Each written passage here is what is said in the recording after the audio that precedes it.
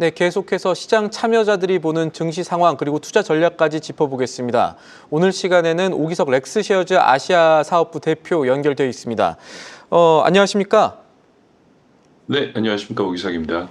예, 지금 제일 큰 이야기가 미국의 신용 강등인데요. 월가에서는 그리고 지금 시장 참여자들은 이거 이유 무엇이라고 해석을 하고 있습니까?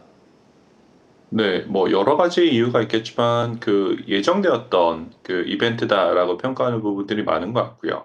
그 뭐 지난주 뭐 주말 사이 이제 신용 등급이 트리플 A에서 지금 AA1으로 한 단계 낮춰졌는데 S&P에서는 2011년에 이미 그 평가가 한 차례 내려왔고 피치 같은 건 2023년 사실 무디스만 이제 계속 버티고 있다가 지금 무디스가 마지막으로 지금 이제 그 최고 등급에서 한 단계 낮춘 그런 케이스가 되는데 뭐 여러 가지 이유가 있지만 강등 이유는 지금 미국의 재정 건전성에 대한 우려가 있다라는 것이라고 평가할 수가 있고요. 현재 지금 36조 달러에 달하는 국가 부채라든지 뭐 지속적인 재정 적자 그리고 정치적인 합의 부족 이런 것들이 지금 주요 사례로 평가를 받고 있습니다. 지금 무디스 같은 경우는 국채 이자 비용이라든지 아니면 여러 가지 고정적인 이제 그 비용 지출이 현재 연방 예산의 73% 정도를 차지하고 있고 2035년은 78%까지 이제 그 차지할 것이다라고 전망을 하면서 이는 미국의 채무 상환 능력에 대한 신뢰 저하를 그런 보여주는 신호로 지금 평가를 하고 있는 것 같습니다. 중요한 거는 이 사태라고 할까요? 이 사건이 앞으로 증시, 뉴욕 증시에 어떤 방향성 가져다 줄까가 궁금한 건데 어떻게 보십니까? 네, 저는 뭐 말씀드렸던 것처럼 예상된 이벤트다라고 생각하고 있기에 그 단기적인 충격은 사실 뭐 크지 않을 것이다라고 생각을 하고 있습니다. 뭐 블룸버그와 뭐 파이낸셜 타임즈 같은 쪽에 이제 분석을 보더라도 무디스의 강등은 2023년 이미 11월에 전망을 하향 조정을 했었거든요. 거기에 따라서 나왔던 그런 예견된 조치이기 때문에 이번 이벤트가 뭐 예상하지 못했던 그런 건 아니다라고 이제 평가를 하면서 시장의 충격은 좀 제한적이다라고 얘기를 하고 있고요. 프랭클린 템플턴 같은 경우도 투자자들이 뭐 일부 안전자산으로 이동하면서 국채 수익률이 오르고 뭐 달러 약세와 미국 주식의 매력도 하락이 우려된다라고 얘기했지만 이게 급락을 얘기하는 그런 톤은 아니었습니다. 다만 이제 한국 투자자들 입장에서는 좀 주의가 필요하다라고 생각을 하고 있는 게 2011년 S&P의 이제 신용등급 강등 당시에 코스피 같은 경우는 6거래일 동안 약 17% 넘게 이제 단기적으로 폭락을 했고요.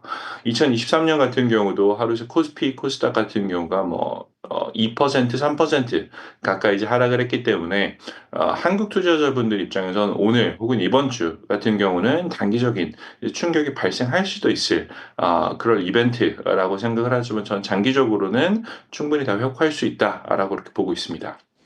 미국 증시가 그러니까 관세 해방의 날, 그러니까 4월에 리버레이션 데이 전으로 지금 증시가 좀 올라온 것으로 보이는데 이 흐름이 앞으로 이어질 가능성이 그러면 있다고 보시는 걸까요? 어떻게 보십니까?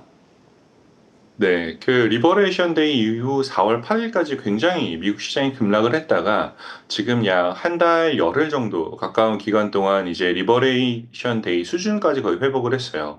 그러니까 그 직전으로 이제 시계추를 잠시 돌려보면 미국의 시장의 밸류에이션이 포워드 기준으로 봤을 때 22배까지 올라가고 이게 좀 시장이 비싼 게 아닌가, 다음 호재는 뭐가 있는가라고 투자자들이 고민했던 시점까지 사실 이제 올라왔다라고 이제 볼 수가 있고요.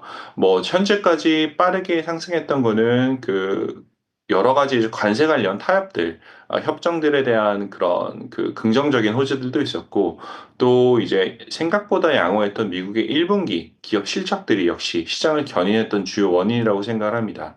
다만 이제 추가 상승 여력 같은 경우는 어느 정도 제한적이다라는 전망이 많고, 저도 그 부분에 동의를 하고 있는 게 특히 여러 가지 이슈들 중에서 이번 국채 등급 강등 같은 경우는 단기적으로는 시장을 누를 수 있는 악재이기 때문에 이에 대한 영향도 조금 관찰해야 될 것 같고요. 여전히 저는 이제 상반기 동안 주요 상승 동력으로는 AI라든지 빅테크주들의 여러 가지 혁신 아니면 기업 실적들이 주도할 것이다라고 생각을 하지만 재정적인 불확실성 같은 경우는 현재 지금 시장의 불안감을 요소할 수 있는 요인이 될 수 있다라고 생각을 합니다. 그러면은 불확실성이 어느 정도 커질 수 있다라고 보시는 건데 이런 상황에서 우리가 대응할 수 있는 괜찮은 전략들이 또 있다고 보십니까? 네, 저는 시장이 사실 여기서 한 방향으로 계속 올라간다라기보다는 어느 정도 숨고르기를 이제 하는 그런 장세가 될 가능성이 높다라고 보고 있고요. 올라간다고 하더라도 이제는 등락을 좀 반복하면서 올라가는 구간이 되지 않을까라는 생각을 합니다. 이런 이제 장세에서는 사실 이제 변동성을 좀 관리해주면서 수익을 추구하는 커버드 콜 전략들이 이제 주목을 받고 있는데 미국 같은 경우는 지금 커버드 콜 전략의 총 운용 규모가 150조 원을 넘어가고 있거든요. 그리고 지난 일주일 동안 보면 사실 자금도 다시 유입되는 그런 모습을 보고 있어서 이런 커버드콜 전략에 대한 관심을 좀 가져야 되지 않나라고 생각을 하는데 커버드콜 전략이라고 하면 주식을 보유한 상태에서 콜 옵션을 매도해서 프리미엄 인컴을 얻는 전략이 됩니다. 그래서 주가가 횡보하거나 소폭 하락하는 그런 구간에 상대적으로 굉장히 유효한 그런 전략이 있고요. 지금처럼 이제 단기 상승에 대한 이익 실현 압력도 커지는 그런 구간에서 안정적인 현금 흐름을 찾으려고 하는 투자자들이 좀 이제 볼 수 있는 그런 전략이다라고 생각하지만 다만 이제 최근 들어서 이제 커버드콜 전략들 사이에서 성과 차이가 좀 많이 발생을 하고 있습니다.